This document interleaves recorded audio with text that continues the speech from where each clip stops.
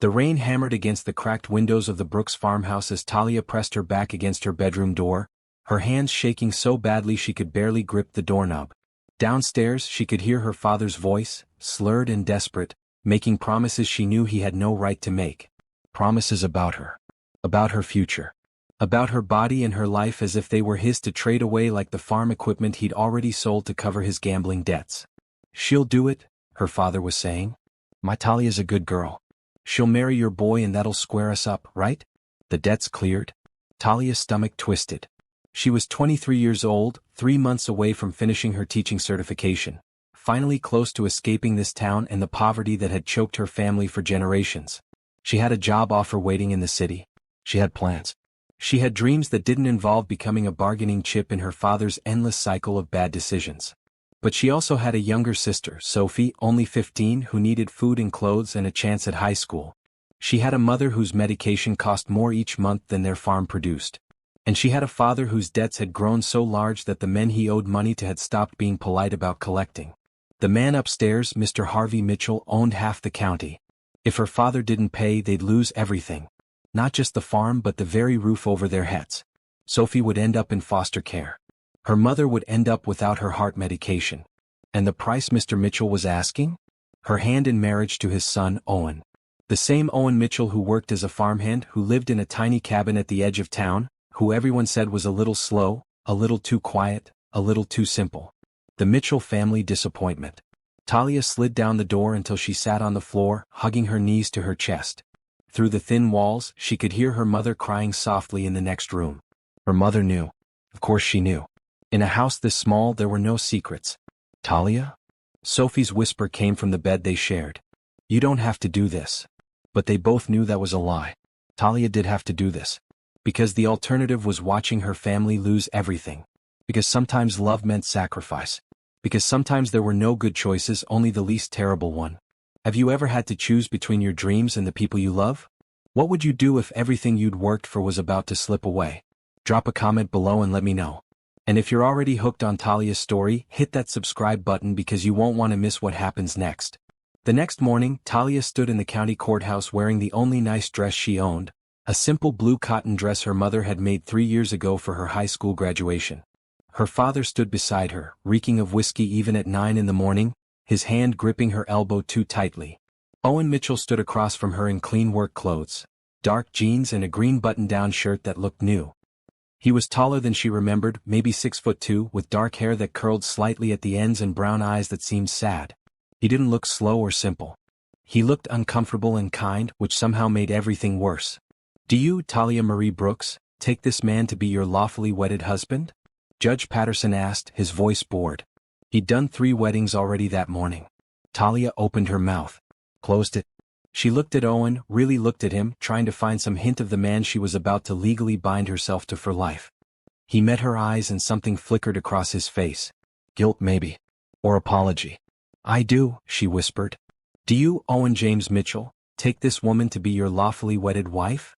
"I do." His voice was deeper than she expected, steady and clear. "Then by the power vested in me by the state, I pronounce you husband and wife. You may kiss the bride."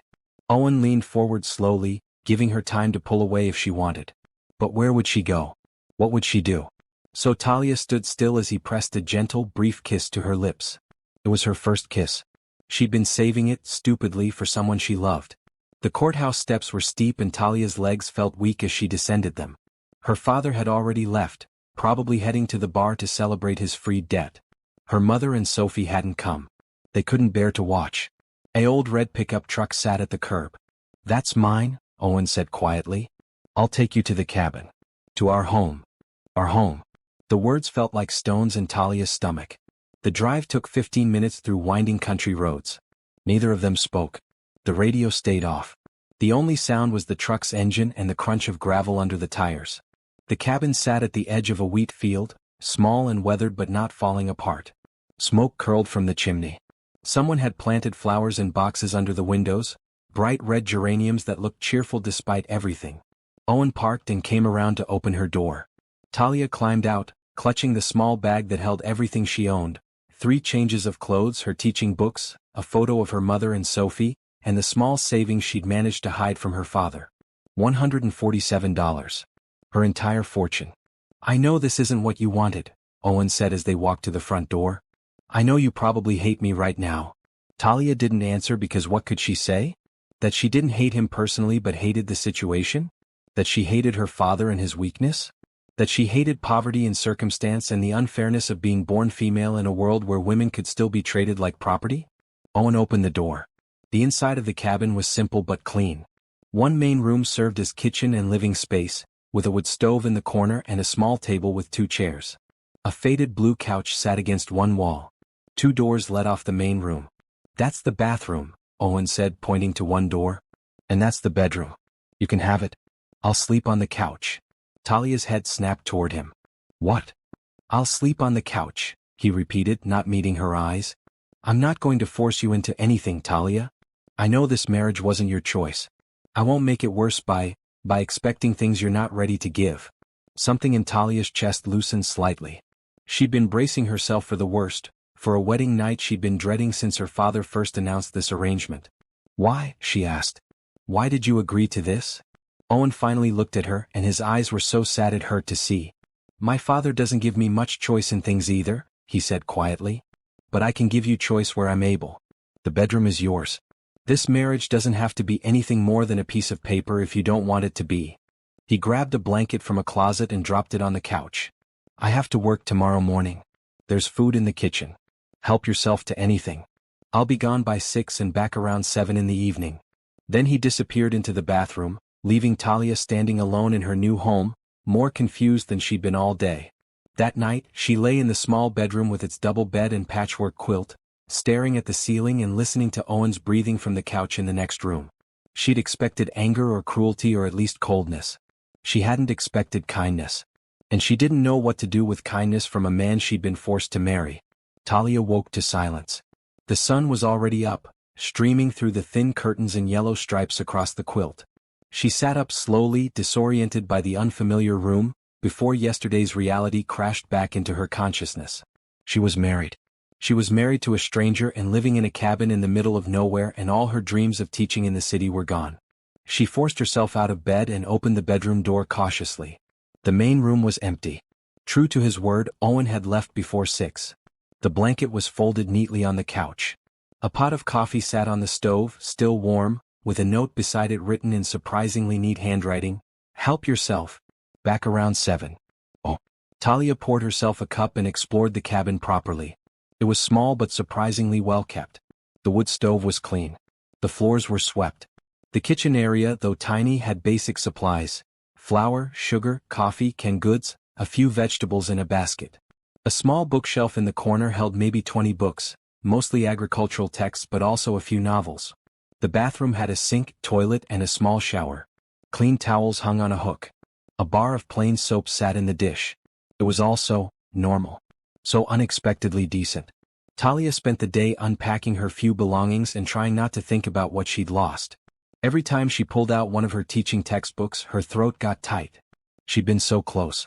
So impossibly close to a different life. By noon, she couldn't stand the cabin's walls anymore. She walked outside and followed a dirt path that led through the wheat fields. The day was beautiful, warm but not hot, with a breeze that made the wheat whisper. In the distance, she could see other farms, other houses, the small town where she'd grown up visible as a cluster of buildings about 2 miles away. She could walk there. She could walk home. Except it wasn't home anymore. Her father had made sure of that when he traded her away. Talia turned back to the cabin, her chest aching. That evening, Owen returned at exactly 7, just as he'd said. He came through the door carrying a paper bag from the grocery store in town. Hi, he said, looking uncertain. I picked up some fresh bread and vegetables. I thought I could make dinner. If you want. You cook? Talia asked, surprising herself by speaking. Enough to not starve.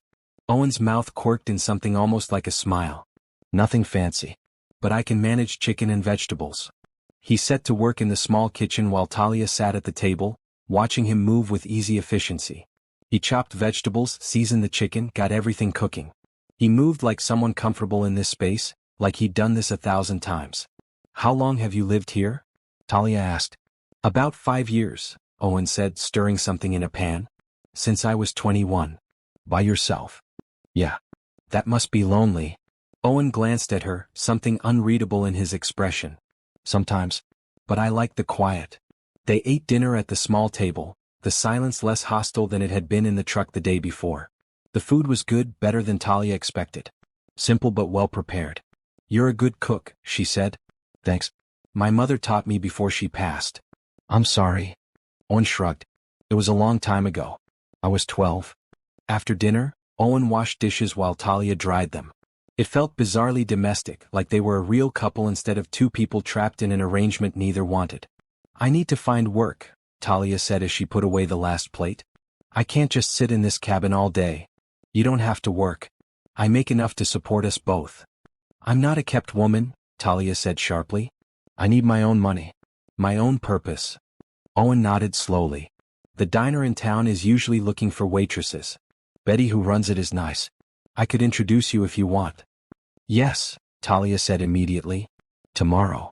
The next morning, Owen drove her into town before his shift. The Morning Cup Diner sat on Main Street, a small building with red vinyl booths and a counter with spinning stools. A bell chimed as they entered. Owen. A woman in her 50s with gray hair and a kind face looked up from behind the counter. Twice in 1 week. I'm honored. Hi, Betty. This is Talia. My wife. Owen said the word carefully, like he wasn't sure he had the right to use it. She's looking for work. I thought you might need someone. Betty's eyebrows rose. Wife. Owen Mitchell, you got married and didn't tell me? It was quick, Owen said, which was perhaps the understatement of the century. Betty looked between them, clearly sensing a story, but was kind enough not to push. Well, I do need someone for the morning shift. 6 to 2, 5 days a week. $5.50 an hour plus tips. Can you start Monday? Yes, Talia said. Absolutely. Thank you. Thank Owen. He's the one who vouched for you. Betty smiled warmly. Any friend of Owen's is good people in my book. As they left the diner, Talia felt the first small spark of something like hope. Her own job. Her own money. A first step toward independence, even if everything else in her life had been stripped away. Thank you, she told Owen as they stood by his truck. You don't have to thank me. Yes, I do. You didn't have to help me find work. You could have wanted me stuck in that cabin, dependent on you. Owen looked uncomfortable. I told you. I'm not going to be that kind of husband. You should have choices. Over the next 2 weeks, a routine developed. Owen left early for work at what he said was a research farm owned by his father's company. Talia couldn't quite figure out what he did there, but he came home tired and sometimes dirty, smelling like earth and hay. She started at the diner and discovered she was good at it. She was quick, friendly, and good at remembering orders. The tips were decent. In the evenings they cooked dinner together. Sometimes they talked. Sometimes they didn't. Owen was easy to be around, Talia discovered. He didn't push. He didn't demand. He seemed content to let her set the pace of everything. He fixed the squeaky hinge on the bedroom door without being asked. He brought home fresh flowers for the table every Friday. He learned how she liked her coffee and made sure it was ready each morning. And slowly, carefully, Talia felt her anger begin to shift into something more complicated. One evening, 3 weeks into the marriage, Talia came home from her shift to find Owen on the roof of the cabin, hammering new shingles into place. What are you doing? She called up. Roof was leaking, he called back. Noticed water stains in the bedroom corner. Thought I'd fix it before winter. Talia watched him work, his shirt stuck to his back with sweat, his movements efficient and sure. He was handsome, she realized with a start. She'd been so focused on resenting the situation that she hadn't really looked at him as a person. But he was handsome in a quiet way, with strong shoulders and gentle eyes and hands that were equally comfortable with tools and cooking. That night, after dinner, Owen cleared his throat nervously. I wanted to ask you something, he said. Talia tensed. Okay. I know you were studying to be a teacher. Before. He didn't say before your father ruined everything, but they both heard it. The community college in Millbrook offers teaching certification courses. It's about a 30-minute drive. I was thinking, if you wanted to continue your education, I could help with that. Talia stared at him. The courses cost money. I have some saved. Why would you spend your savings on my education? Owen met her eyes. Because you should get to finish what you started. Because it's not fair that you had to give up your dreams. Because maybe I can't undo what happened, but I can try to make it a little less terrible. Talia felt tears prick her eyes. She'd been so careful not to cry, not to show weakness, but this unexpected kindness broke something open in her chest. I can't take your money, she whispered. It's not taking. It's accepting. There's a difference. Owen's voice was gentle. Please, Talia. Let me do this one thing. And Talia, remembering that kindness should be embraced, that hope should be chosen, nodded. Okay, she said. Okay. Yes. Thank you. Owen's smile was so bright it transformed his whole face. The Millbrook Community College campus was small but pretty, with brick buildings and old trees that were just starting to show autumn color. Talia stood in the parking lot, clutching her old textbooks to her chest, her stomach a knot of nerves and excitement. Owen had driven her here on a Saturday morning to register for classes. He'd paid the fees without blinking, even though Talia knew the amount had to be significant. He just handed over his card and signed the papers like it was nothing. You don't have to wait, Talia told him as they walked back to the truck. I can take the bus home. I don't mind waiting. I brought a book. He held up a thick paperback. Besides, I want to hear how it goes. So Owen sat in the truck reading while Talia attended the orientation session. She met her professors, got her class schedule, toured the education building. For 2 hours, she got to be just a student again, just a woman with dreams and potential, not someone's unwanted wife. When she climbed back into the truck, she was smiling for the first time in weeks. Good? Owen asked. Really good. My classes start next week. Tuesday and Thursday evenings, plus Saturday mornings. I'll drive you whenever you need. You don't have to do that. I want to, Owen said simply. On the drive home, Talia found herself actually talking to him, telling him about the professors she'd met and the curriculum and how excited she was to get back to learning. Owen listened, asking questions, seeming genuinely interested. You light up when you talk about teaching, he said. It's all I've ever wanted to do. Even as a kid, I was always lining up my little sister and the neighbor kids, making them sit still while I taught them things. You'll be good at it. I can tell. Something warm bloomed in Talia's chest. It had been so long since anyone had believed in her. At the diner, Talia quickly became a favorite among the regular customers. There was Mr. Peterson, who came in every morning for black coffee and wheat toast. Mrs. Chen, who always ordered the soup of the day. A group of construction workers who filled the corner booth every lunch hour. And then there was Rachel, who started coming in on Talia's shifts. Rachel was about Talia's age with red hair and freckles, and she worked at the bank down the street. You're new in town, Rachel said one day, stirring sugar into her tea. Sort of. I grew up here but I've been living out at the Mitchell place. The Mitchell place? Rachel's eyes widened. You mean Owen Mitchell's cabin? I'm his wife, Talia said, still tripping over the word. You married Owen? Lucky you. Talia blinked. Lucky. Are you kidding? Owen Mitchell is the sweetest guy in this entire town. He volunteers at the youth center teaching kids about farming. He's always helping people fix things. Old Mrs. Warner's furnace broke last winter and Owen spent 3 days getting it working again, wouldn't take a penny. And he's cute as hell. Talia realized she'd never thought about how other people saw Owen. She'd been so wrapped up in her own resentment that she hadn't considered he might actually be a good person. How long have you known him? Talia asked. My whole life. We went to school together. He was always quiet but really kind. All the girls had crushes on him in high school, but he never seemed interested in dating. We all figured he was just focused on work. That night, Talia looked at Owen differently as he made dinner. She watched the care he took with small things, the way he hummed quietly while he cooked, the gentle way he moved around the small kitchen. Rachel from the bank says you're some kind of town hero, Talia said. Owen flushed. Rachel exaggerates. She says you help a lot of people. I just fix things sometimes. It's not a big deal. But it was a big deal, Talia thought. It spoke to character, to the kind of man he was when no one was forcing him to be anything. After dinner, they sat on the small porch as the sun set, painting the wheat fields gold. It was the first time they'd done this, just sat together in companionable silence. Can I ask you something? Talia said. Sure. Why did you really agree to marry me? Your father told mine it would settle debts, but you could have said no. You could have let your father find some other way to collect. Owen was quiet for a long moment. My father isn't a good man, he said finally. He uses people. He thinks money means he can do whatever he wants. But the thing is, if I'd said no, he would have found a worse way to collect from your family. At least this way I could make sure you were safe. That you were treated well. So you married me to protect me?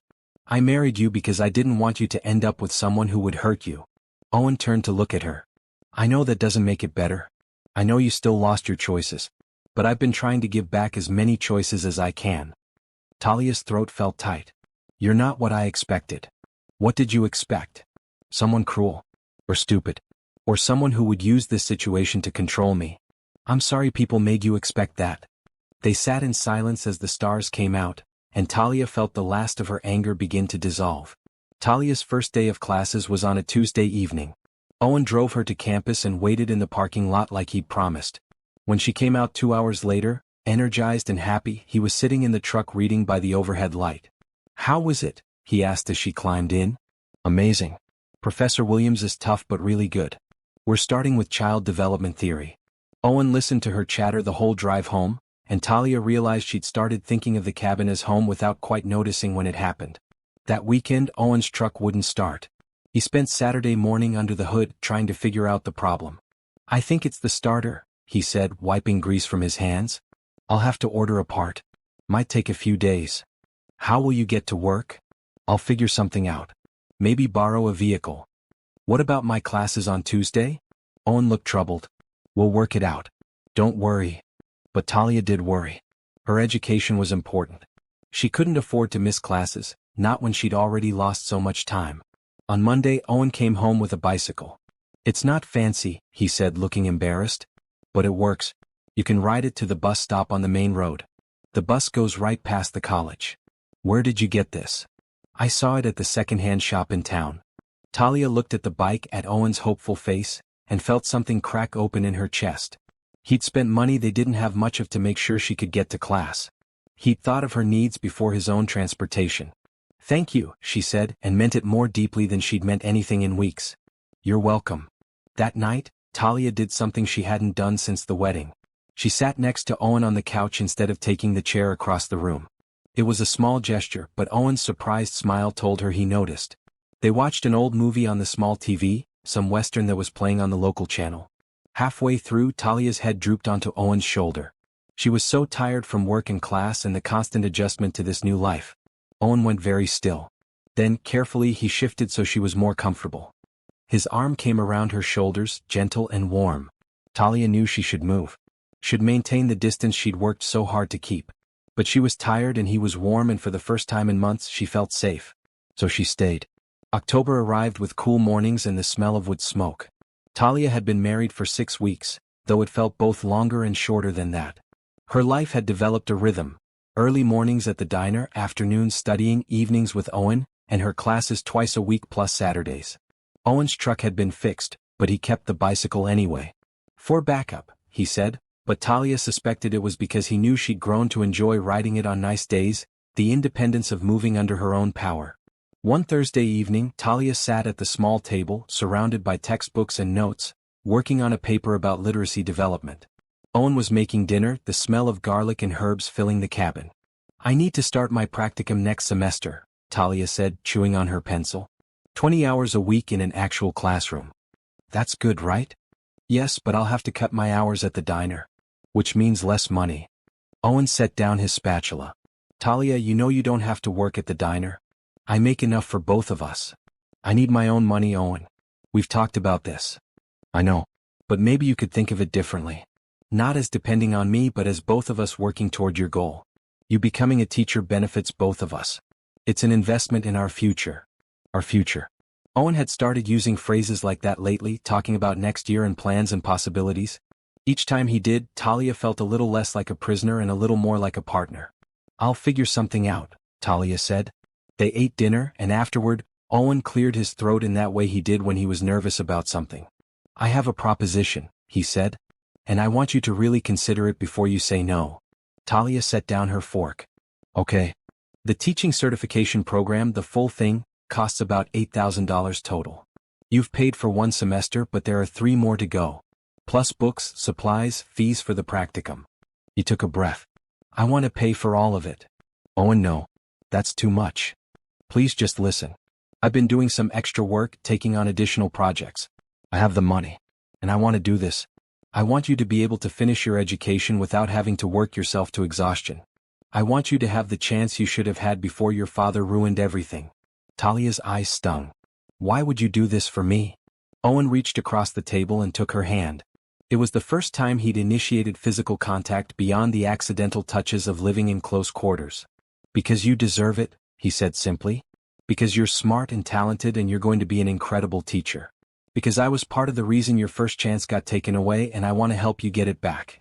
And because... He paused. Because I care about you, Talia. You're not just an obligation to me. You're my friend. Maybe you could even become more than that someday if you wanted. Talia's heart pounded. She looked at their joined hands, at Owen's open, honest face, at the life they'd been building in this small cabin. She thought about refusing. About insisting on her independence. About protecting herself from getting too attached to this man she'd been forced to marry. But she also thought about kindness and hope, and the person Owen had shown himself to be over these past weeks. She thought about the rules she'd set for herself. When kindness is offered, accept it with gratitude. Okay, she whispered. Owen's face lit up. Yes. Yes. I'll accept your help. But only because you're right. It's an investment in both of our futures. She squeezed his hand. Thank you, Owen. For everything. For being patient with me. For being kind. For seeing me as more than just an obligation. You were never just an obligation, Owen said softly. That weekend, Owen took Talia to the college to pay her tuition for the remaining semesters. The woman in the bursar's office looked at the payment amount and blinked. You're paying the full balance? Yes, ma'am, Owen said, handing over his card. When the transaction went through without any issues, Talia looked at Owen curiously. How much extra work have you been doing? Enough, he said vaguely. Don't worry about it. But Talia did wonder. Owen worked regular hours at what he said was a research farm, yet he seemed to have more money than a farmhand should. He'd paid for her classes without blinking. The cabin always had good food. He'd bought the bicycle and fixed the truck and never seemed stressed about finances. Owen, what exactly do you do at your job? She asked as they drove home. Agricultural research. Testing new growing techniques, analyzing soil samples, that kind of thing. And that pays well? Well enough. Owen's hands tightened slightly on the steering wheel. My father owns the company, so I get paid decently. It made sense, Talia supposed. And she was too happy about having her education secured to push harder. At the diner, Talia told Betty she'd need to reduce her hours the following semester. No problem, honey. I'm proud of you for finishing school. Betty wiped down the counter. Owen must be a good man, supporting your dreams like this. He is, Talia said, and realized she meant it completely. Rachel came in during Talia's shift and ordered her usual tea. You look happy, Rachel observed. I am, I think. Owen paid for the rest of my teaching certification. Of course he did. That's so Owen. Rachel smiled. You know, a bunch of us are getting together at the community center Friday night. Just a casual thing, some music and dancing. You and Owen should come. I don't know if that's really our thing. Come on. You've been married 2 months and I bet you haven't been on a single date. Come have fun. Meet some people your age. Talia promised to ask Owen. That evening, she mentioned the invitation while they washed dishes together. We don't have to go if you don't want to, she said. I know you're pretty private. No, we should go. It would be good for you to make friends. And I'd like to take you out, have a normal evening together. Friday night, Talia pulled out the only other nice dress she owned, a red sundress she'd bought years ago at a thrift store. She put on a little makeup, something she rarely bothered with anymore, and brushed her hair until it shone. When she came out of the bedroom, Owen froze. You look beautiful, he said, his voice rough. Thank you. You clean up pretty nice yourself. Owen wore dark jeans and a maroon button-down that brought out the warm tones in his brown eyes. He'd shaved and combed his hair back, and Talia's heart did a little flip. The community center was packed with people. Music played from speakers and someone had strung lights across the ceiling. Rachel waved them over to where a group was gathered. Everyone, this is Talia and Owen. Talia met a dozen people whose names she tried to remember. They were all friendly, welcoming her and teasing Owen about finally bringing a date to one of these things. Owen never comes to social events, Rachel told Talia. This is historic. They ate potluck food and talked and laughed. Owen was different here, more relaxed than Talia had seen him. He joked with the guys and told stories about growing up in the area. Several people mentioned times Owen had helped them with various problems. When slow music started playing, couples moved to the makeshift dance floor. Want to dance? Owen asked, holding out his hand. Talia took it and let him lead her into the crowd. He pulled her close, one hand at her waist, the other holding hers. They swayed to the music, and Talia rested her head against his chest, hearing his heartbeat through the thin fabric of his shirt. This is nice, she murmured. Yeah, it really is. They stayed like that for 3 songs, just holding each other and swaying. Talia felt something shift inside her, something that had been guarded and locked opening up. She was falling for him, she realized. Despite everything, despite how this had started, she was falling for her own husband. And the scary part was she didn't want to stop it. On the drive home, Owen reached over and took her hand. Talia laced their fingers together and watched the dark countryside roll past. "I had a really good time tonight," Owen said. "Me too. Talia, I know this marriage started wrong. I know you didn't choose this. But I'm really glad you're in my life." "I'm glad too," Talia said, and meant it. That night, when they got home, they stood in the main room of the cabin, neither quite ready to separate into their usual sleeping arrangements. "Owen?" Talia said softly. "Yeah. Would you like to watch a movie with me? Like actually sit together instead of at opposite ends of the couch?" Owen's smile was brilliant. "I'd love that." They curled up together on the small couch, Talia tucked under Owen's arm, and watched some late-night movie neither of them paid much attention to. Talia was too aware of Owen's warmth, his steady breathing, the way his thumb traced small circles on her shoulder. When the movie ended, they reluctantly separated. "Good night, Talia," Owen said. "Good night." She hesitated, then stood on her toes and kissed his cheek. "Thank you for tonight." Owen touched the spot where she'd kissed him, looking dazed. "Anytime."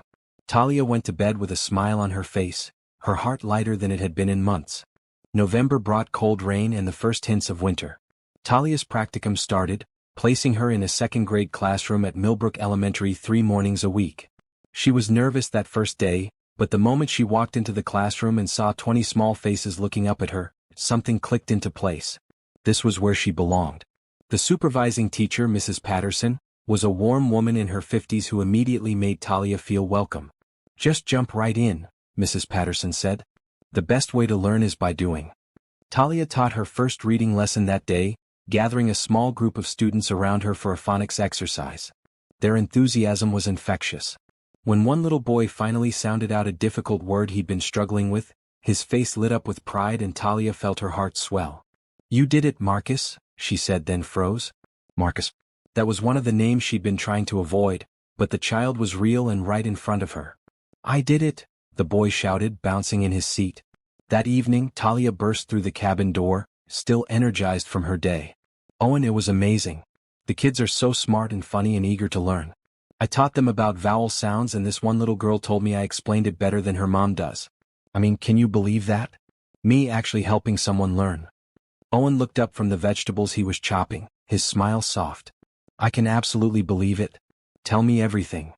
So Talia did, talking non-stop while she helped prepare dinner, describing each student and the lessons and how Mrs. Patterson had complimented her natural teaching style. Owen listened to every word, asking questions, celebrating her small victories. After dinner, they moved to the couch like they'd been doing every evening for the past few weeks.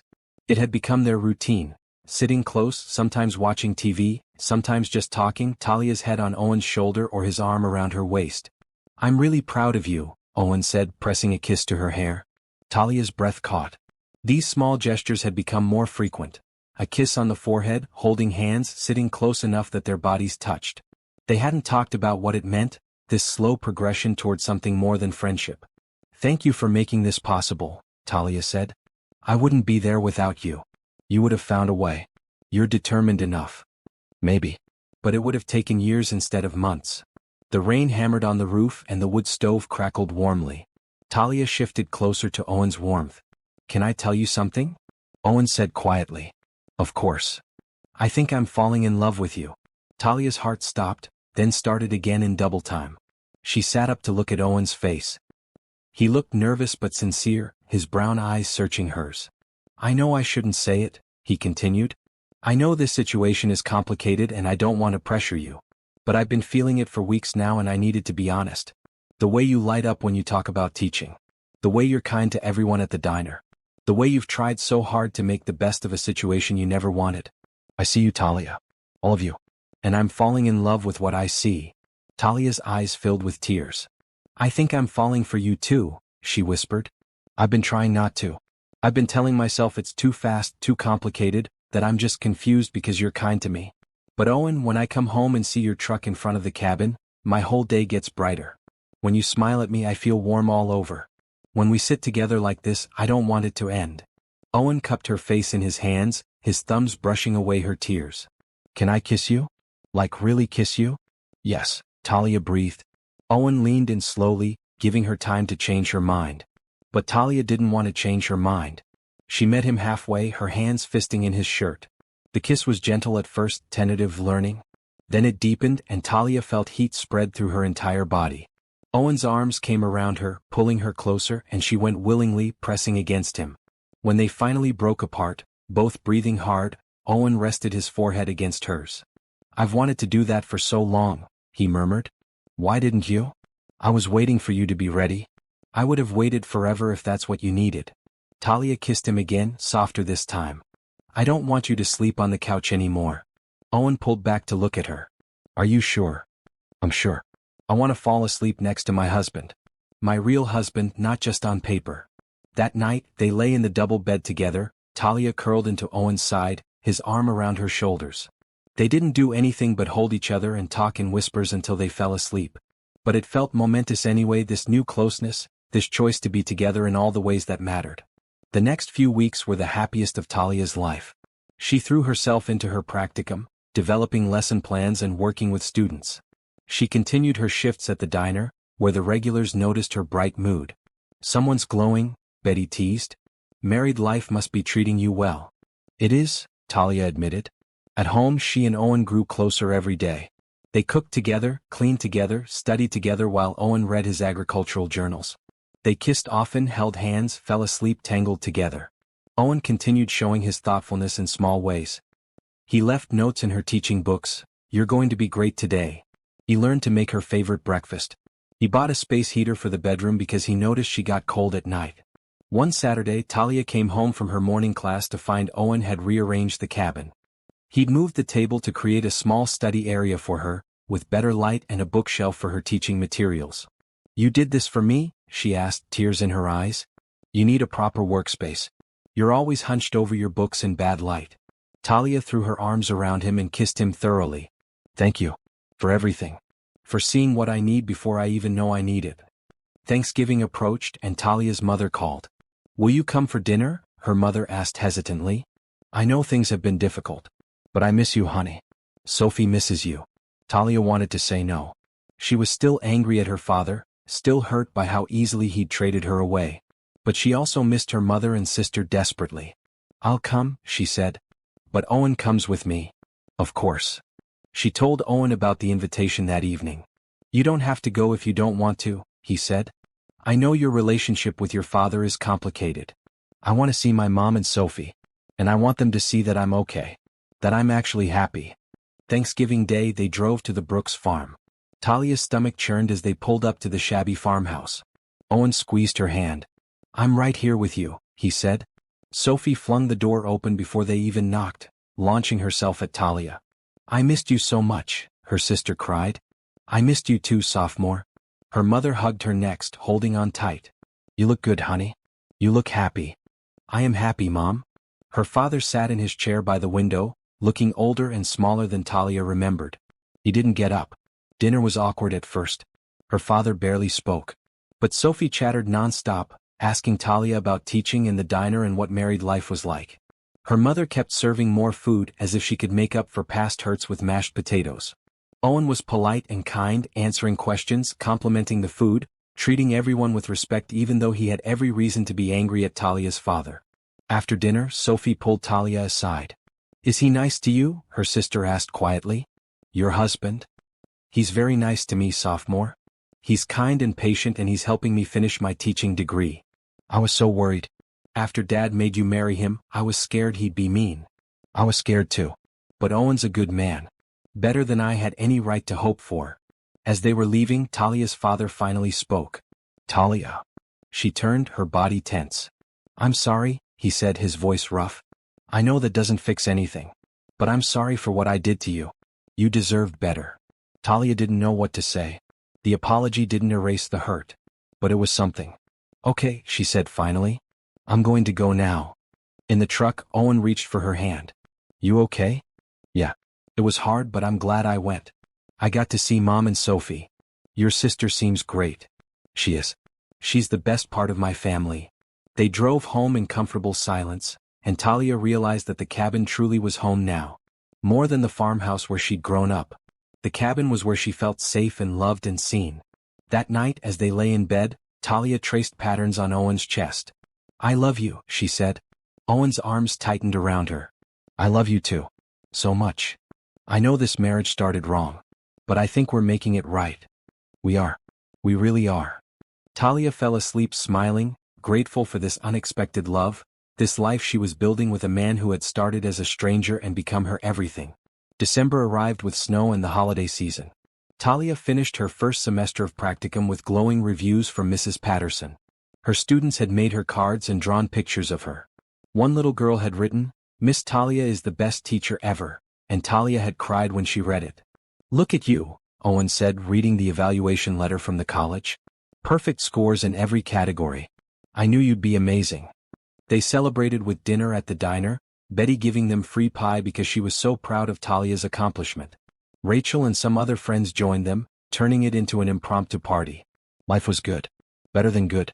Talia was in love with her husband, thriving in her studies, and looking forward to her final semester before becoming a fully certified teacher. But then small things started happening. Strange things that didn't quite add up. The first incident was a phone call. Talia was making dinner while Owen read on the couch. His phone rang and he glanced at the screen, his whole body going tense. "I need to take this," he said, stepping outside into the cold. Through the window, Talia watched him pace, his free hand running through his hair in agitation. He was outside for 15 minutes. When he came back in, he looked stressed. "Everything okay?" Talia asked. "Yeah, just work stuff. Nothing important." But it seemed important based on his reaction. A few days later, Owen told her he had to make a sudden trip to the city. "I'll be gone overnight," he said. "There's a problem at the research facility that I need to handle in person." "On a Saturday?" "Agricultural emergencies don't respect weekends." He kissed her forehead. "I'm sorry. I know we were supposed to go Christmas shopping." "It's okay. Be safe." Owen left early Saturday morning. Talia spent the day studying and cleaning the cabin. In the afternoon, she walked into town to do some errands. She was coming out of the hardware store when she saw Rachel. "Hey," Rachel called. "Want to grab coffee?" They went to the small coffee shop on Main Street. While they were talking, Rachel glanced out the window and frowned. "That's weird," she said. "What?" "I just saw someone who looked exactly like Owen getting out of a really expensive car. Like a Mercedes or something. But it couldn't have been him because Owen's out of town, right?" Talia's stomach dropped. "Right. Must have been someone who looks like him." But she couldn't shake the image. Why would someone who looked like Owen be in town when Owen was supposedly in the city? And why would he be getting out of an expensive car? That evening, Owen returned home. He looked tired but happy to see her. "How was the city?" Talia asked. "Fine. Boring. I'm glad to be home." He pulled her into a hug. "I missed you." "I missed you too." She didn't mention what Rachel had said. She told herself it was just a case of mistaken identity. But then there was the matter of the groceries. Talia had been managing their household budget carefully. She knew approximately how much Owen made from his job because they'd discussed finances. It was decent but not extravagant. Enough to cover their bills, her tuition, and regular expenses with a little left over. But lately the grocery bill had gone up. Owen was buying nicer cuts of meat, fresh fish, expensive cheeses, good wine. Things that didn't fit their budget. "Owen, we should probably stick to cheaper groceries," Talia said gently one evening. "These steaks are really expensive. I wanted to treat us. We're celebrating your semester success." "I know, but we need to be careful with money." "Talia, we're fine. Trust me." But how were they fine? The numbers didn't add up. Then Talia noticed Owen's clothes. He'd always dressed simply, jeans, work shirts, practical boots. But a few new items had appeared in the closet. A really nice jacket. A pair of dress shoes that looked expensive. A watch she'd never seen before. "Where did this come from?" she asked, holding up the watch. "All that. Work gave it to me. An employee appreciation thing." It was possible. But Talia had worked enough jobs to know that regular farmhands didn't usually get expensive watches as appreciation gifts. The phone calls continued. Several times a week, Owen would get a call and step outside or go into the bathroom for privacy. He always came back looking stressed. "Is everything okay with work?" Talia asked after one such call. "It's fine. Just complicated family business stuff. My father likes to make everything difficult." That made sense. Owen had mentioned his father was demanding. But why the secrecy? One afternoon, Talia was doing laundry and found a receipt in Owen's jeans pocket. It was from a high-end men's clothing store in the city. The total was over $1,500. $1,500 for clothes? That was more than they spent on groceries in a month. That was half of Talia's tuition for a semester. She stared at the receipt, her mind spinning. Where was Owen getting this kind of money? That night, she tried to bring it up casually. Have you been doing a lot of extra work lately? I feel like I never see you with extra cash, but we've been spending more. Owen looked uncomfortable. I picked up some consulting projects, helping other farms with their techniques. It pays pretty well. That's great, Talia said, but doubt gnawed at her. A few days before Christmas, Talia went to the post office to mail cards to her family. While she was there, Mrs. Henderson, who ran the post office, pulled her aside. Talia, dear, I wanted to make sure everything's all right. Of course. Why? Well, it's just that I saw your husband the other day getting out of a town car. With a driver. And he was wearing a suit. I thought maybe there was a family emergency or something. A town car. With a driver. A suit. Everything's fine, Talia managed. He probably had a meeting. But her hands shook as she walked back to the cabin. What was going on? Who was her husband really? That evening she tried searching for Owen online. She'd never thought to do it before. She typed Owen Mitchell into the search engine at the library computer. The results were all about elderly men named Owen Mitchell, or a football player, or random people on social media. Nothing about her Owen. She tried Owen Mitchell Agricultural Research. Still nothing relevant. She tried Mitchell Agricultural Corporation, the company Owen said his father owned. The company website came up. It was a huge operation, apparently worth billions. They did farming research but also owned food processing plants, distribution networks, and farmland across multiple states. She clicked on the About Us page and scrolled to the leadership section. And there was Owen. Her Owen. Listed as Owen James Mitchell Jr., Chief Executive Officer. Talia stared at the screen, her heart pounding so hard she thought it might burst out of her chest. CEO. Chief Executive Officer. Of a billion-dollar company. Her farmhand husband, who lived in a tiny cabin and claimed to work at a research farm, was actually the CEO of a massive agricultural corporation. The photo showed him in an expensive suit, his hair styled, looking confident and powerful. He looked like a completely different person from the man who came home in dirty jeans and made her dinner every night. Talia's hands shook so badly she had to grip the edge of the desk. Everything was a lie. Everything. Or was it? She thought about the money, the phone calls, the mysterious trips to the city, the expensive items that kept appearing. It all made sense now. Horrible, complicated sense. But why? Why would a billionaire CEO pretend to be a simple farmhand? Why would he live in a cabin and work at his own company anonymously? And what did it mean for their marriage? Had this whole thing been some kind of game to him? Was she a project, a charity case he was amusing himself with? Talia logged off the computer, her mind reeling. She walked back to the cabin in a daze, not even feeling the cold. When she got home, Owen was making dinner like always, humming to himself like everything was normal. Hey, you're back, he said brightly. I'm making that pasta you like. How was the post office? Talia looked at him, this man she thought she knew, this man she'd fallen in love with. And she didn't know what to say. How do you ask someone if they've been lying about their entire identity for 4 months? Fine, she managed. It was fine. But nothing was fine. And Talia had no idea what to do about it. Talia couldn't sleep that night. She lay next to Owen, his arm draped over her waist like always, but her mind was racing. Every time she closed her eyes, she saw that photo from the website. Owen in a suit, looking powerful and wealthy. Owen the CEO. Not Owen the farmhand who fixed leaky roofs and made her breakfast. Who was the real man lying next to her? She must have dozed eventually because she woke to morning light and Owen's side of the bed empty. She found a note on the kitchen table. Early meeting. Sorry. Back for dinner. Love you. Love you. Did he love her? Or was this whole thing some elaborate deception? Talia got ready for her shift at the diner on autopilot. Her mind kept spinning through possibilities, trying to make the pieces fit. Maybe there was an explanation. Maybe the website was wrong or outdated. Maybe Owen had stepped down from the CEO position and that's why he was working at the research farm. But even as she thought it, she knew it wasn't true. The watch, the clothes, the money, the mysterious phone calls. It all added up to something she'd been too trusting to see. At the diner, she messed up orders and spilled coffee. Betty pulled her aside during the lunch rush. Honey, what's going on? You're not yourself today. I'm fine. Just tired. Is everything okay with Owen? Talia's eyes filled with tears. I don't know. Betty hugged her tight. Whatever it is, you two will figure it out. That boy loves you something fierce. I've known him since he was little, and I've never seen him look at anyone the way he looks at you. Since he was little. Betty knew Owen. She'd known him his whole life. Did she know who he really was? Betty, Talia said carefully. What do you know about Owen's family? Betty's expression shifted, becoming guarded. What do you mean?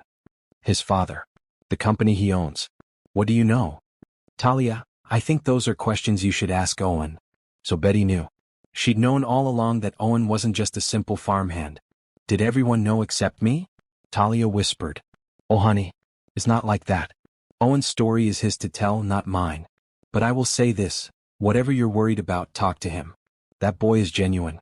He might have his reasons for things, but his heart is real. Talia finished her shift in a fog.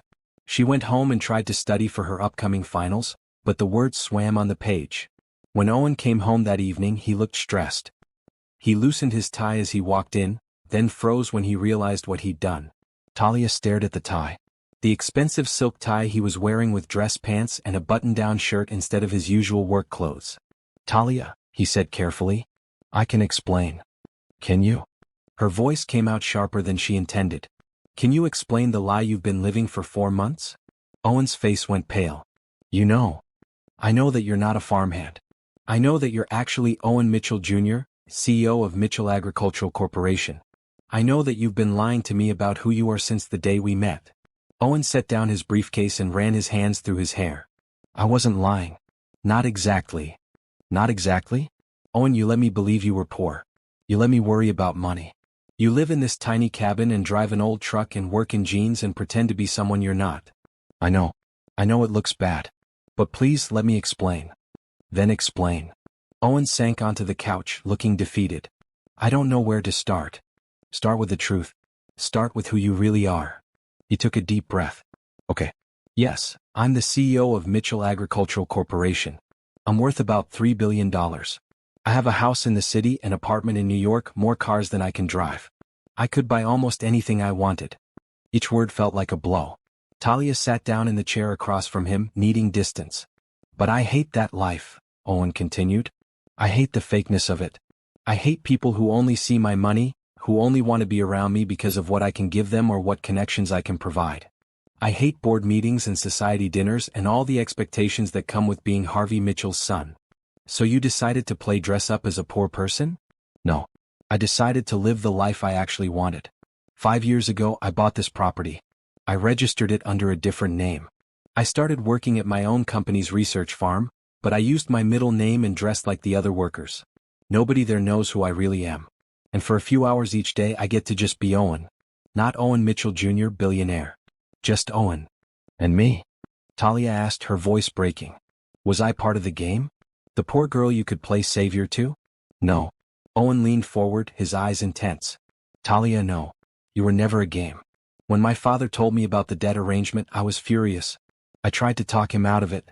But he wouldn't budge. He said if I didn't marry you, he'd send his collectors to make sure your family lost everything, including your mother's ability to get her medication. He would have destroyed your whole family. So you married me to save me? I married you because I couldn't stand the thought of what would happen if I didn't. And yes, I should have told you who I was immediately. I know that. But I was scared. Scared of what? Scared that if you knew I was rich, you'd see me differently. Scared that you'd wonder if I was using you or trapping you. Scared that you'd never be able to see past the money to the actual person I am. Owen's voice cracked. And then as time went on and we started actually building something real, I was scared that telling you the truth would destroy it. I kept meaning to tell you. I've been trying to work up the courage for weeks. But I didn't know how to say it without losing you. Talia wrapped her arms around herself. Did you mean any of it? The things you said about falling in love with me? Every word. Owen moved to kneel in front of her chair, but didn't touch her. Talia, you're the first person in years who's seen me as just a man. Not as money or status or connections. You got mad at me for spending too much on groceries. You worried about me having enough saved for your tuition. You treated me like an equal, like a partner. Do you know how rare that is? How precious. But you weren't an equal. You were secretly a billionaire the whole time, letting me worry about pennies while you probably have more money than I can even imagine. I know it was wrong. But I didn't know how to tell you without changing everything between us. Talia stood up, needing to move. I need time. I need to think. Okay. Whatever you need. I'm going to stay with Rachel for a few days. Owen's face crumpled. Don't go. Please. We can figure this out. I can't be here right now, Owen. I can't look at you without wondering what else you've lied about. I'll tell you everything. Anything you want to know. I don't even know what questions to ask. Talia grabbed her jacket. I need space. She walked out of the cabin and down the dark road toward town. Behind her, she heard Owen call her name, but she didn't turn around. Rachel took her in without questions, just hugged her and made tea and set up the spare room. That night, Talia lay in a strange bed and cried until she had no tears left.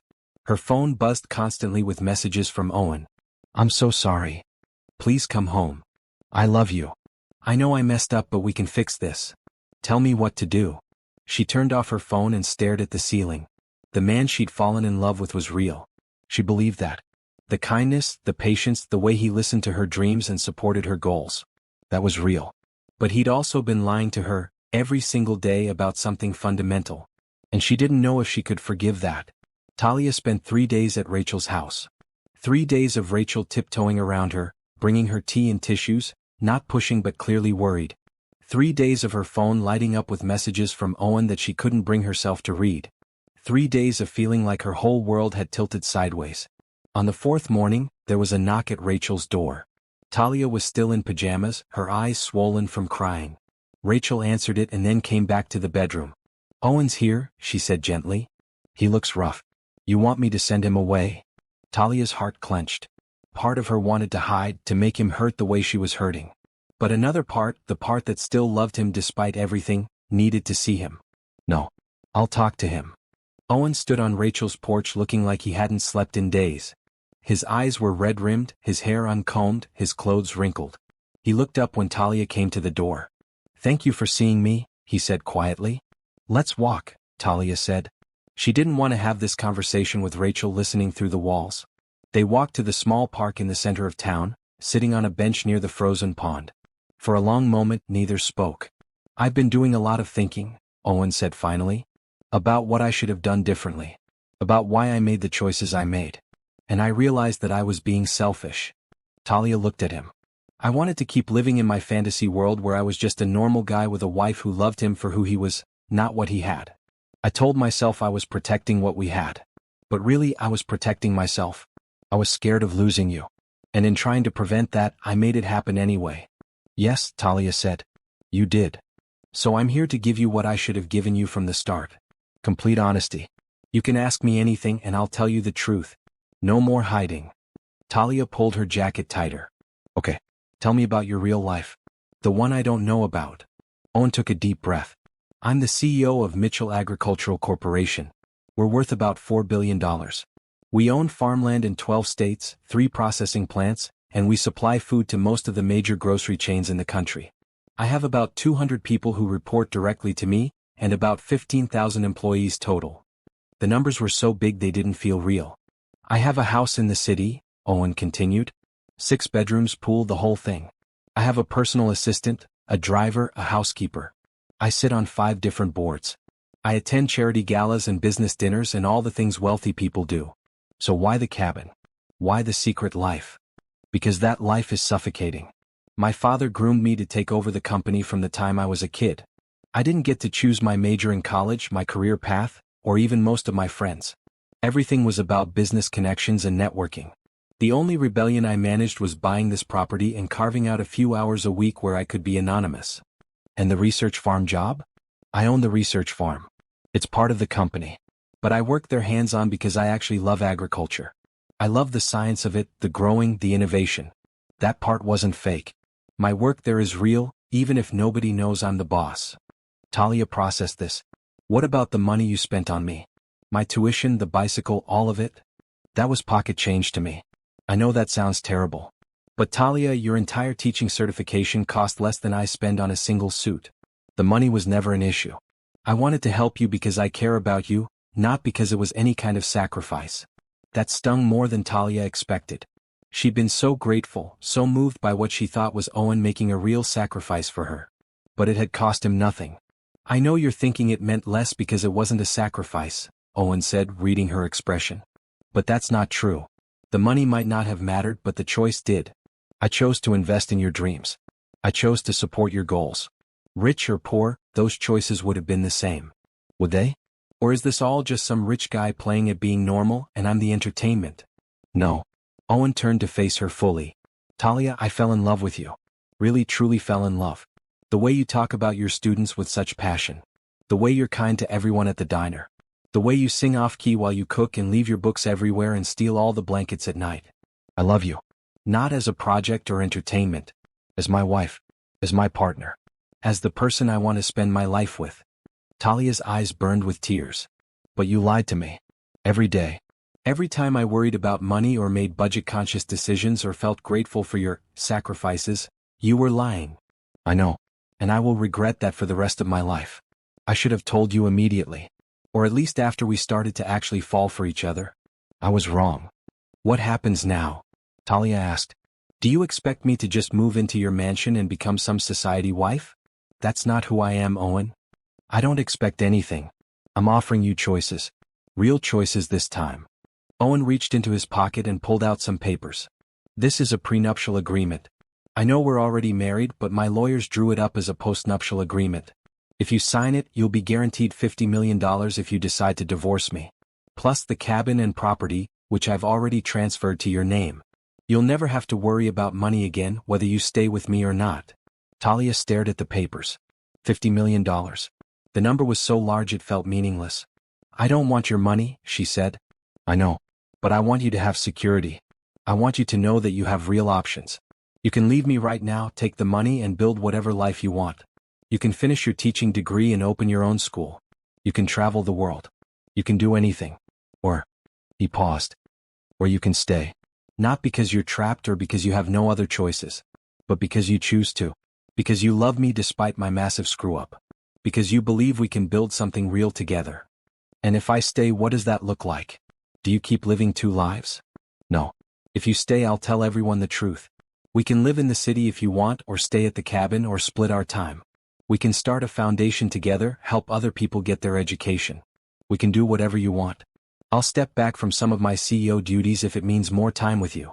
The company can run without me micromanaging everything." Owen took her hands. "Talia, I'm offering you everything I have. Not just the money but the real me. All my flaws and mistakes and the complicated mess of my life. I know I don't deserve another chance. But I'm asking for one anyway. Because I love you. Because you're the best thing that ever happened to me. Because I want to spend the rest of my life proving that who I am with you is who I really am, not the performance I put on for the business world." Talia looked at their joined hands. She thought about the past 4 months. The dinners they'd cooked together. The way Owen listened when she talked about her day. The gentleness he showed her. The respect he gave her dreams. The way he'd waited for her to be ready for every step of their relationship. Yes, he'd lied about his identity. But had he lied about his character? About his feelings? "I need you to promise me something," she said. "Anything. No more secrets. No more protecting me from difficult truths. If we do this, we do it as partners. Real partners who are honest with each other, even when it's hard. I promise. Complete honesty from now on. And I need time. I can't just flip a switch and trust you again. You're going to have to earn that back." "I understand. I'll spend as long as it takes." Talia wiped her eyes. "I want to see your real life. The house, the company, all of it. I need to understand what I'm actually choosing if I choose to stay." "Okay. We can go right now if you want." "Not today. But soon. I need to finish processing all this first." They sat in silence for a while, watching ducks slide across the frozen pond. "For what it's worth," Owen said quietly, "the man you fell in love with is real. The money changes logistics, but it doesn't change how I feel about you. It doesn't change that I think you're brilliant and beautiful and the strongest person I know. It doesn't change that I want to wake up next to you every morning and hear about your students and watch you become the incredible teacher I know you'll be." "I need to believe that," Talia said. "I want to believe it. Then let me prove it." Talia stood up. "I'm going to go back to the cabin tonight. But I'm sleeping in the bedroom alone. You can have the couch. That's fair. And tomorrow you're going to start showing me your real world. All of it. No filters, no protecting me from the difficult parts. If I'm going to make a real choice about our future, I need to know what that future actually looks like. Okay. They walked back through town together, not holding hands but side by side. When they reached the cabin, it looked exactly the same as always. Small and cozy and unthreatening. But Talia knew now that appearances could be deceiving. Inside, the cabin was clean but sad-looking. Dishes piled in the sink like Owen hadn't eaten properly in days. His blanket was still on the couch where he'd been sleeping. "I'll make dinner," Owen said. "I can help." They cooked together in silence, the comfortable rhythm they developed over months returning despite the tension. It wasn't fixed, not by a long shot. But it was a start. After dinner, Talia went to the bedroom alone. She lay in the bed that smelled like both of them and stared at the ceiling. Tomorrow she'd start learning about the real Owen Mitchell. The billionaire. The CEO. The man who lived in two worlds. And then she'd decide if she could find a way to live in those worlds with him. The next morning, Owen woke early and made coffee just like he always did. Talia found him sitting at the kitchen table, already dressed in the kind of clothes she'd never seen him wear. Expensive slacks, a crisp dress shirt, polished shoes. He looked like he'd stepped out of the website photo. Powerful. Wealthy. Unfamiliar. "Ready?" he asked. "As I'll ever be." They drove to the city in Owen's real car, which he'd apparently been keeping in a garage in town. It was a sleek black sedan, the kind with soft leather seats and a dashboard that looked like a spaceship control panel. So different from the old pickup truck. The drive took an hour. Owen spent it answering Talia's questions. "How do you manage both lives? The CEO stuff and the farmhand stuff?" "I work remotely a lot. I take calls from the cabin or the truck. Most of my executive team thinks I'm eccentric, but they're used to it by now. I go into the office maybe twice a week for meetings I can't avoid. The rest of the time, I'm at the research farm or working from home." "Does your father know about the cabin?" "Yes. He hates it. He thinks I'm wasting my potential by playing farmer. We fight about it constantly." "Is he really as bad as you made him sound?" Owen's jaw tightened. "Worse. My father believes money gives him the right to control people. He orchestrated our marriage not just to collect a debt, but because he thought you'd be easy to control. He thought a poor girl from a small town would be grateful for his money and wouldn't cause trouble." "That's horrible. That's Harvey Mitchell. He's a brilliant businessman but a terrible human being. I've spent my entire life trying not to become him." They pulled up to a house that made Talia's breath catch. It wasn't just a house. It was an estate. 3 stories of glass and stone, with manicured lawns and a fountain in the circular driveway. This was where Owen really lived. "This is too much," she whispered. "I know. I didn't choose it. My father built it as a statement. I've always felt uncomfortable here." Inside was even more overwhelming. High ceilings, marble floors, furniture that looked like it belonged in a museum. Everything was perfect and cold and nothing like the warm little cabin. A woman in her 60s appeared from a side hallway. "Mr. Mitchell, welcome home. I wasn't expecting you." "Hi, Patricia. This is my wife, Talia." "Talia, this is Patricia. She manages the house." Patricia's eyes widened slightly, but she recovered quickly. "Mrs. Mitchell, it's a pleasure to meet you. Will you both be staying for lunch?" "No, we're just showing Talia around today." Owen gave her a tour. 6 bedrooms, each bigger than the entire cabin. A home gym, a library with floor-to-ceiling books, a media room, a formal dining room that could seat 20. A kitchen that was easily 4 times the size of the cabin's entire living space. "Do you actually use all this?" Talia asked. "Barely. I mostly stay in one bedroom and use the library. The rest just sits empty." They went to the master bedroom last. It was enormous, with a bed big enough for 4 people, a sitting area, a walk-in closet the size of Talia's childhood bedroom, and a bathroom with both a massive tub and a separate shower. "This is where you really sleep?" "When I'm here, yes. Though I've spent more nights at the cabin in the past 5 years than I have here." In the closet, Talia saw Owen's real wardrobe. Dozens of suits, rows of expensive shoes, shelves of watches and accessories. This was the life he'd been hiding. "Can I see your office?" she asked. They drove to the Mitchell Agricultural Corporation headquarters, a modern glass building downtown. Owen led her through the lobby, where security guards greeted him with, "Good morning, Mr. Mitchell." Employees stepped aside as they walked past. Everyone knew him. Everyone deferred to him. They took a private elevator to the top floor.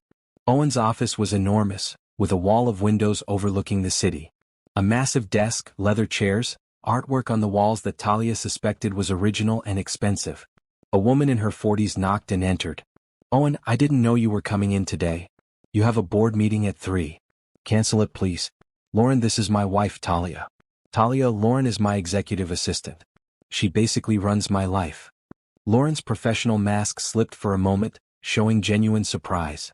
"You're married? Since when?" "4 months. For months and you didn't tell me?" Lauren looked between them.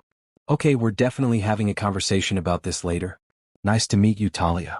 And Owen, I'm not canceling your board meeting. Your father will lose his mind." "Let him," Owen said. "I'm taking the day off." They left before Lauren could argue further. Back in the car, Talia tried to process everything she'd seen. This is really your life. Part of it. The part one tried to avoid as much as possible. But it's still real. You're still responsible for all of this. For thousands of employees and billions of dollars. Yes. And you were going to keep hiding it from me forever? Owen pulled over on a side street and turned to face her. "I don't know what I was thinking long term. I was living day to day trying to hold on to what we had. I know that was wrong. I know I was living in a fantasy. But Talia, with you I got to be real. I got to be the man I actually want to be, not the one my father forced me to become. But you can't run from your responsibilities forever." "I know. And I won't. If you decide to stay with me, we'll figure out how to balance everything. Maybe we split our time between the cabin and the city. Maybe I delegate more of my CEO duties. Maybe we build a life that incorporates both worlds. But it has to be a decision we make together." Talia looked out the window at the city skyline. So different from the wheat fields and small towns she'd grown to love. "What about me?" she asked. "Where do I fit into this world? I'm almost a certified teacher. I want to work with kids in a real classroom. I'm not going to be some trophy wife who attends charity galas. I don't want you to be. I want you to teach. We can fund whatever school you want to work at. Or you can open your own school. We have the resources to really make a difference in education. Imagine a school where every teacher is paid well, every student has supplies, every classroom has the resources it needs. We could do that." The idea was overwhelming. And tempting. Talia had seen firsthand how lack of funding hurt students. What if she could actually change that? "I need to think," she said. They drove back to the cabin in silence. Talia's mind was spinning with everything she'd seen, everything she'd learned. The magnitude of Owen's real life was staggering. And he wanted to share it with her. That evening they sat on the cabin porch despite the cold. Owen had made hot chocolate and they wrapped themselves in blankets, watching the stars come out. "Can I ask you something?" Talia said. "Anything. If I decide I can't do this, if it's all too much, will you resent me?" "No. I'd be heartbroken, but I wouldn't resent you. This is a lot to take on. I understand if you decide it's not what you want. And if I stay but I want to keep living simply? If I don't want the mansion and the fancy cars? Then we live simply. The money doesn't matter to me, Talia. You do." She wanted to believe him. She wanted to trust that the man she'd fallen in love with was real, regardless of his bank account. "I'm scared," she admitted. "Of what?" "That I'll lose myself in your world. That I'll become someone I don't recognize. That the money will change me. Then we'll make sure it doesn't. We'll stay grounded. We'll keep working, keep helping people, keep living with purpose. Money can be a tool for good if we use it right." Talia thought about her students, about kids like she used to be, kids whose potential was limited by poverty and lack of resources. What if she could actually help change that? "Tell me about this idea of opening a school," she said. Owen's face lit up. "We could design it from the ground up. Small class sizes, highly paid teachers, the best materials and technology. Focus on kids from low-income families. Full scholarships. Meal programs. Whatever it takes to help them succeed. You could run it, shape the curriculum, hire the teachers. Make it exactly what you think a school should be." The idea took Talia's breath away. Not just teaching in a classroom, but creating an entire educational environment designed to help kids like her sister. Kids whose only barrier to success was lack of resources. "That's a big dream," she said. "You're capable of big dreams." They sat in silence, sipping cocoa and watching the stars. Talia felt something loosening in her chest, some of the hurt and anger making room for possibility. "I'm not ready to forgive you completely," she said. "But I think I'm ready to try moving forward." Owen let out a breath he'd been holding. "That's all I can ask for. I want to finish this semester at Millbrook. Do my practicum, complete my certification. I need to prove to myself that I can do this on my own merit, not because of your money or connections." "Of course. And then, maybe we can talk about this school idea. And about what our life together actually looks like. Okay. But Owen? No more secrets. No more hiding things to protect me. We're partners or we're nothing. Partners? Owen agreed. I promise. Talia reached over and took his hand. It wasn't fixed yet. There was still hurt to work through, trust to rebuild. But for the first time since learning the truth, she felt like maybe they could find their way through this. Maybe love was stronger than lies. Maybe hope was worth the risk. January brought new snow and a fresh start. Talia finished her teaching certification with top marks, completing her practicum at Millbrook Elementary to glowing reviews. Mrs. Patterson told her she had a natural gift for connecting with students, for making learning exciting and accessible. You're going to be a wonderful teacher, Mrs. Patterson said on Talia's last day. Whatever school gets you is very lucky. Talia had hugged her, grateful for the woman's mentorship and kindness. Thank you for believing in me. At home, things with Owen were slowly improving. They'd established new patterns, new ways of being honest with each other. Owen had started being more open about his work, sharing the stresses of running a multi-billion-dollar company. Talia had started asking questions instead of staying silent when things confused her. They'd also started seeing a couples counselor, driving to the city every week to talk through the betrayal and the lies and how to rebuild trust. It was hard work. There were setbacks and arguments and days when Talia wondered if it would have been easier to just leave. But there were also good days. Days when they laughed together in the cabin kitchen. Days when Owen surprised her with small thoughtful gestures that had nothing to do with money.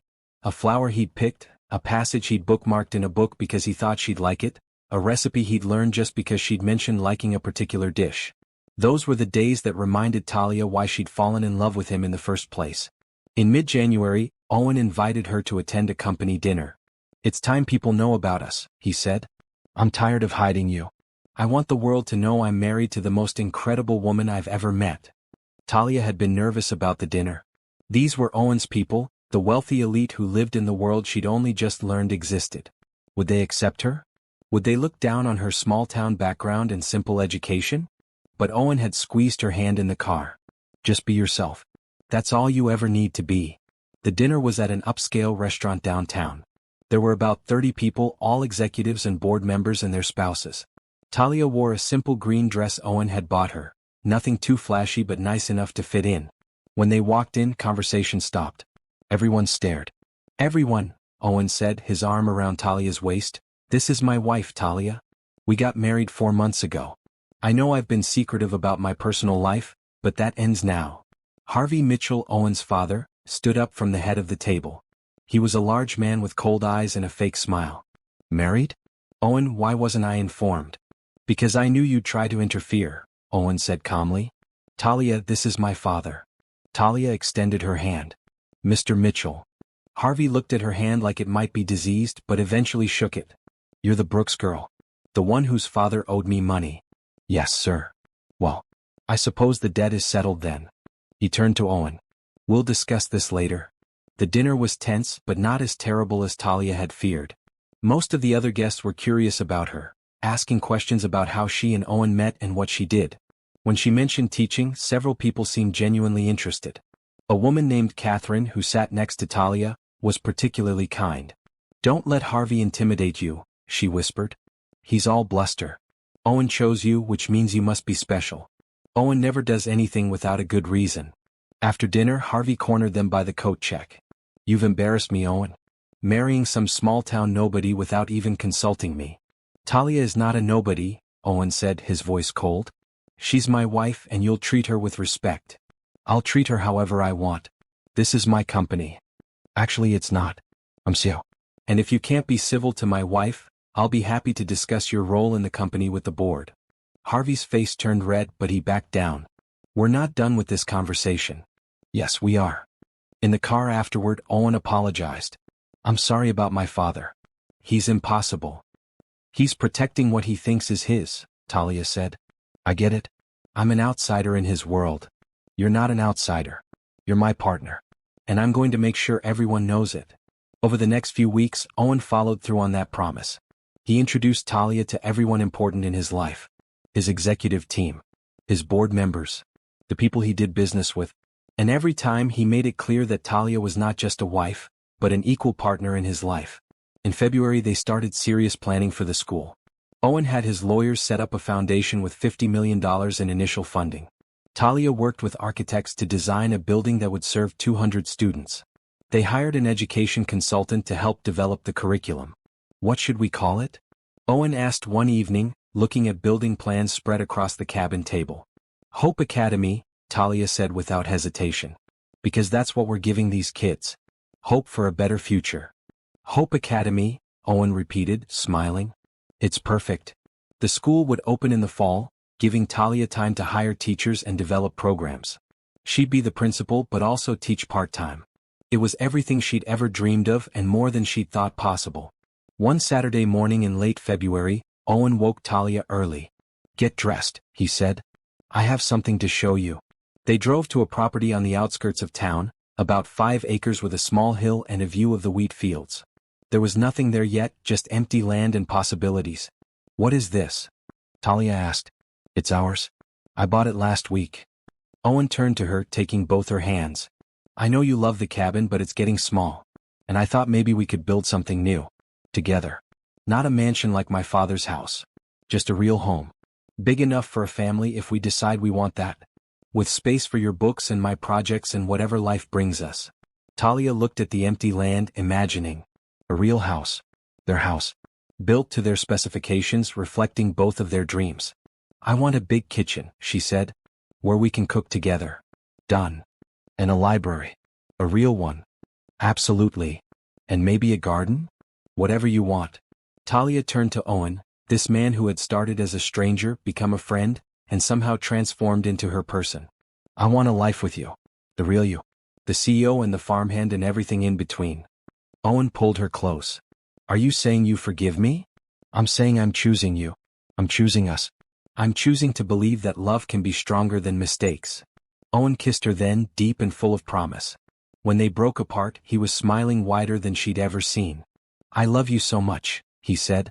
I'm going to spend the rest of my life making sure you never regret this choice. I love you too. Even when you're an idiot billionaire who lies about his identity. Especially when I'm an idiot billionaire who lies about his identity? Don't push it. They laughed, holding each other on that empty hilltop, planning their future. The school would open in the fall. The house would be built by winter.